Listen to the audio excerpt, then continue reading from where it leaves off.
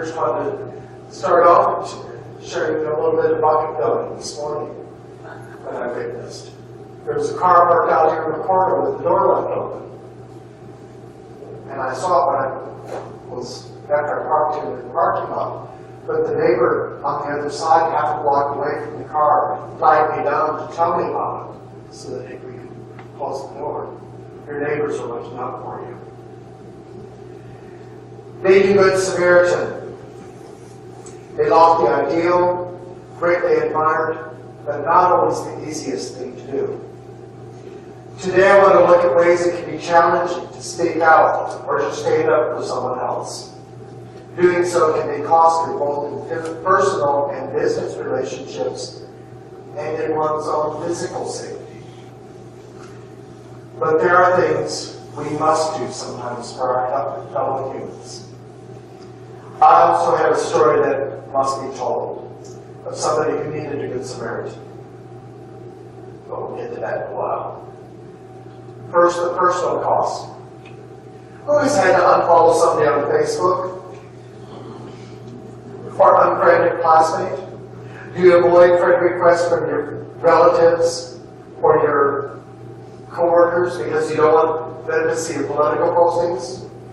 Or you don't want to have to see theirs? What about those racist, sexist, or homophobic comments? It's easy to yell at your radio or your television, but what do you do in the grocery store? Line. Or at the break room at work, what do you do there? When do you have to go along to get along? And how about the holiday dinners? Whose family has agreed to not discuss politics or religion? In the business world, do you have to keep your mouth shut while on the job? Have you had to bite your tongue because the customer is always right? How many of you have to kowtow to the boss or your manager because their views conflict with yours? Do you have to keep part of yourself hidden in a corporate setting? Marty Sanders, late husband of your building's fund's benefactor, once found himself in the boss's office. Young man, I don't much care for your politics. Well, I don't like yours either. He soon left, and with some partners founded Bates Container, and they became very successful selling cardboard boxes after they made them. Closer to home, do you have someone who would join this congregation if they did not have to maintain ties at their current church? I do know people who left us and joined more mainline churches here in Fort Worth so they could be more successful selling insurance or real estate. What we do for the almighty dollar. And as for keeping your own life and limb intact, think about Dr. King's description of the winding road downhill to Jericho and the dangers of stopping to help someone. How many times have we heard or seen a video of a brave soul jumping into the water to save someone from drowning, of stopping a muggy, or pulling somebody from a burning car, from a collapsed building? In cartoons, it's the baby in the runaway carriage, or the villain tying the young damsel to the railroad track that the train comes by. The stories are countless. And we added a few this month in Dallas, and last month in Orlando. Some of the most dramatic stories are from wartime, and many from World War II are included as righteous among the nations. This honor is reserved for non-Jews who at great risk and no personal gain acted to save Jews from the Nazis. Oscar Schindler is the most famous because of the movie, but he's just one of some 26,000, which includes royalty and the common villagers, and 5 Americans.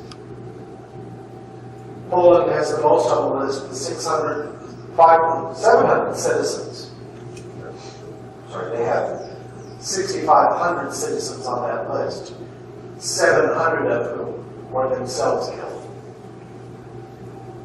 Many were to save their townspeople and neighbors. The mayor of the Greek island, Zakynthos, was told to prepare a list of all the local Jews. The bishop turned in a piece of paper that had just two names, his own and the mayor's. He also wrote a letter directly to Hitler himself. It said all the Jews on the island of Zakynthos were under his own personal supervision, while the residents of the island were busy hiding all 275. Priests were often active in this effort, the leaders, and many in Eastern Europe were tortured when they would not divulge hiding places. More than one had his beard plucked, one hair at a time. The Vatican issued baptismal records and ID papers, and along with the Islamic Center in France and the mosque, hid thousands of people within their walls. Soldiers, some of them German, are also recognized as righteous. American Master Sergeant Roddy Edmonds was the senior officer in this POW camp. He was told to have all the German soldiers, all the Jewish soldiers, assembled in one section for roll call the next morning. Instead, he ordered all 1,275 men, there were about 200 Jewish soldiers, all 1,275 assembled in one group, and with a pistol at his head, told the enraged commandant that we are all Jews here. Diplomats also got involved, dozens, even hundreds of them. Issued false visas, wrote out false passports, often defying their own governments. Seppo Sugihara was the Japanese general consul in Lithuania. Disobeying his own orders, direct orders, he wrote out thousands of transit visas in 8 weeks, sometimes working 18 to 20 hours a day with his wife by his side helping. Last diplomat to leave Vilnius, the very last, he was still even then stamping the papers and signing them to pass out from the train windows. And as the train pulled out, he apologized he could not do more. It meant the end of his diplomatic career, and he lived the rest of his life in obscurity. At one point, he was selling light bulbs door to door.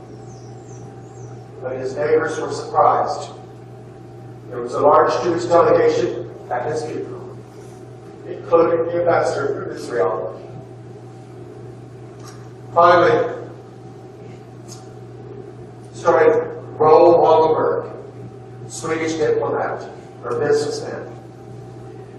Part of a company based in Hungary, he made numerous trips to Budapest. And in 1944 was appointed head of the rescue committee. He raided 32 buildings that became part of the embassy.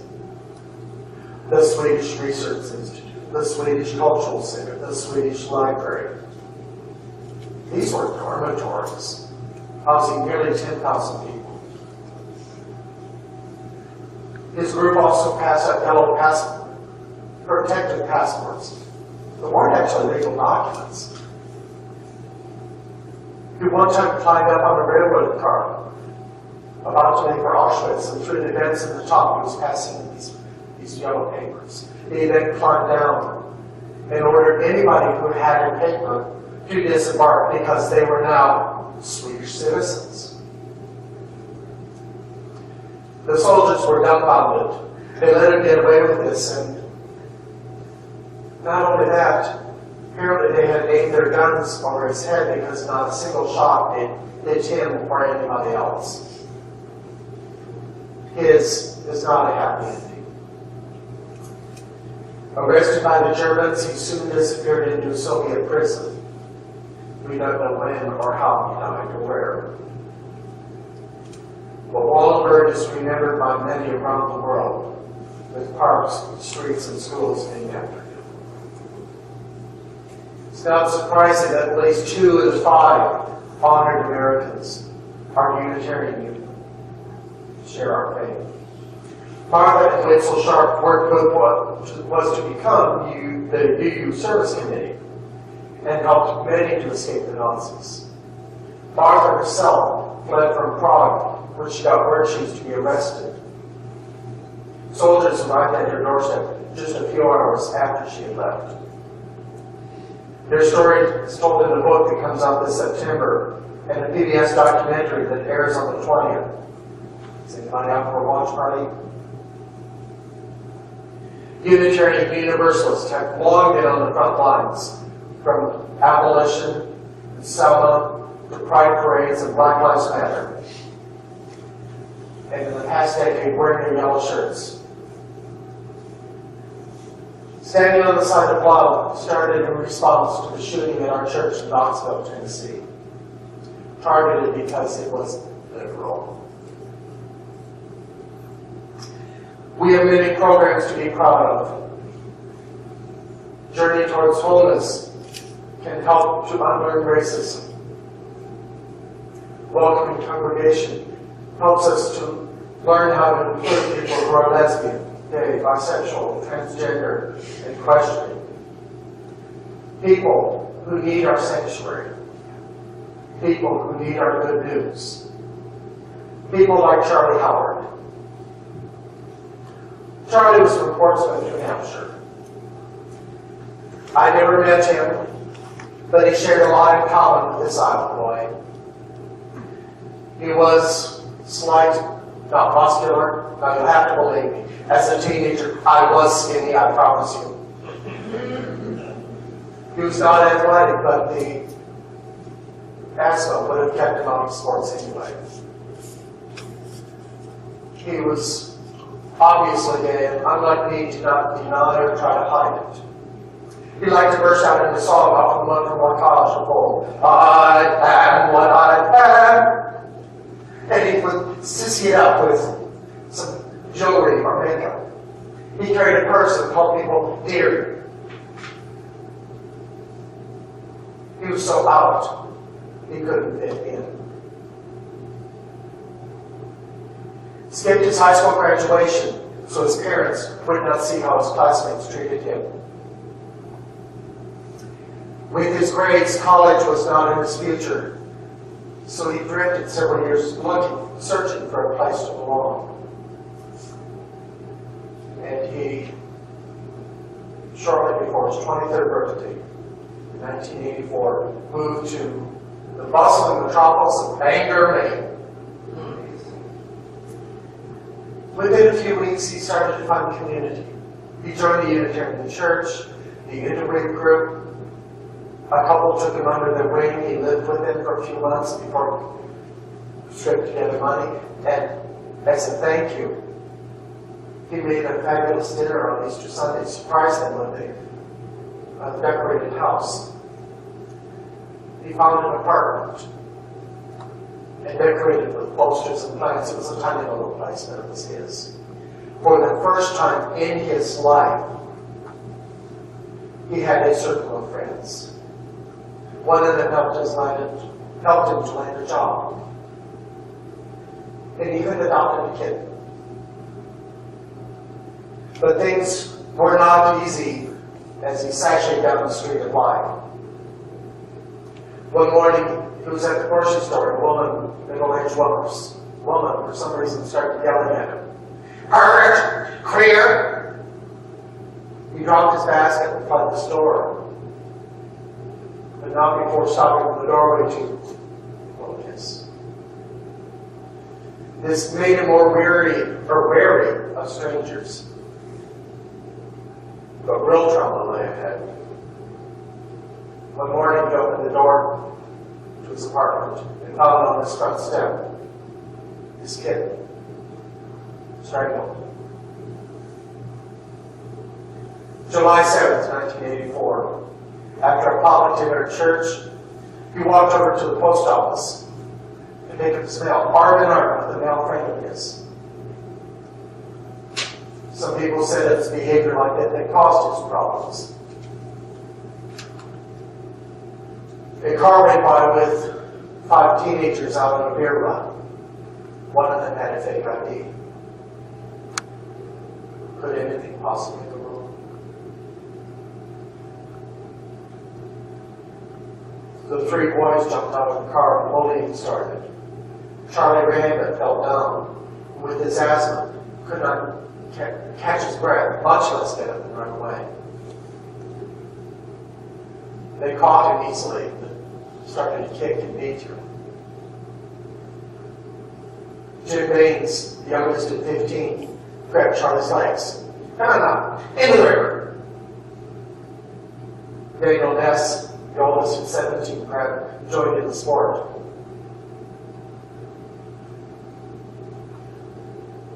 Charlie clung to the railing, screaming that he could not swim, pleading for his life. They pried his fingers loose. Sean Mabry, 16 years old, gave the final push that sent Charlie to the stream below, rushing water surrounded by stone walls. The boys then looked at Charlie's friend Roy Ogden. Don't you tell anyone! Laughing, they went back to their party and bragged about what they'd done, while Charlie struggled to stay afloat and to breathe. As soon as the car was out of sight, Roy ran for help and pulled the nearest fire alarm. The sirens came. Searches a few hours later found Charlie's body 100 feet downstream in 3 feet of water. He'd had a severe asthma attack before he drowned. The next night, a couple hundred people gathered for a vigil on the bridge. One lonely elected official, and not one member of the Universalist Church in town. From the bridge, they went to the police station, where a crowd called them obscene names. A week later, 3 words were spray painted on the bridge. Faggots, jump, here. Things are better now. There's a memorial stone at that bridge that was only vandalized once in the past 11 years. There's a library in town that is named after Charlie. And a memorial walk annually from the church to the bridge where they throw flowers into the river. The Unitarian and Universalist churches emerged as one. And the mayor has proclaimed July 7th as Tolerance Day. Charlie Howard was Maine's equivalent of Matthew Shepard because the statewide reaction galvanized people into forming what is now Equality Maine. They passed the first marriage law in this country that did not require a judge's decision. And when it was overturned, they passed it again by popular vote. All part of his legacy.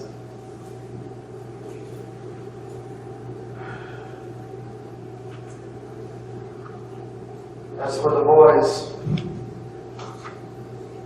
learning of Charlie's death, one turned himself in. The others considered catching a freight train out of town.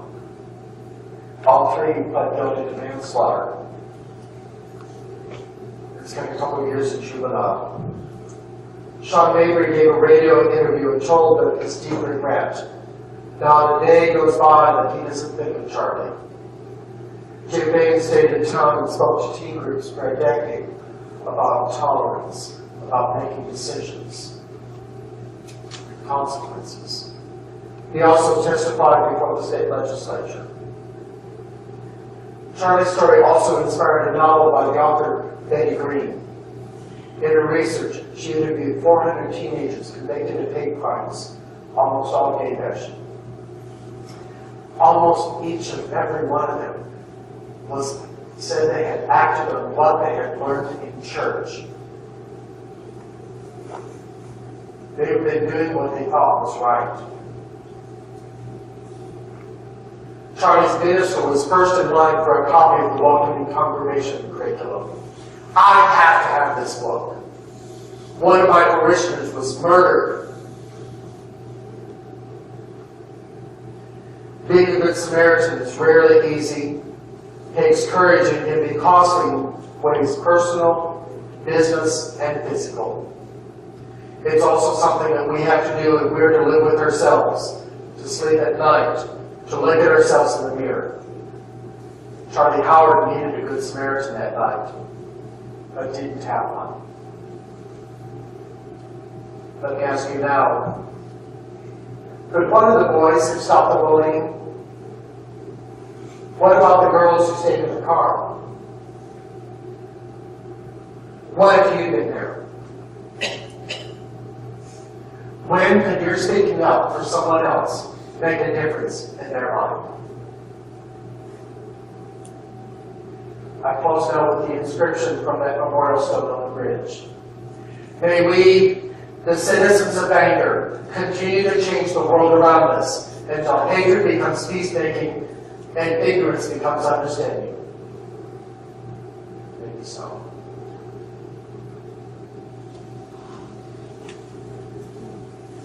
We're singing number 121, We'll Build a Land.